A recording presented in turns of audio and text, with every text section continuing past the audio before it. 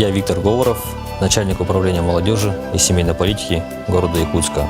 Моя основная работа – это работа с молодежью. Я, как верующий человек, призываю молодежь читать Евангелие. Один учитель закона Моисеева спросил Иисуса: «Кто мой ближний, которого по заповеди я должен любить, как самого себя?» В ответ Иисус рассказал ему притчу о добром самарянине.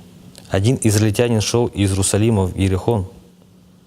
На него напали разбойники, избили, сняли одежду и бросили едва живого на дороге. Ни священник, ни левит, которые проходили мимо, не помогли ему.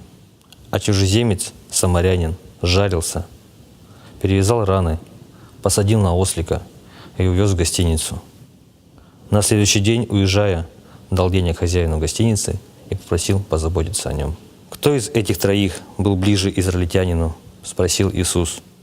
«Тот, кто оказал ему милость», — ответил законник. Тогда Иисус сказал ему: «Иди и ты, поступай так же».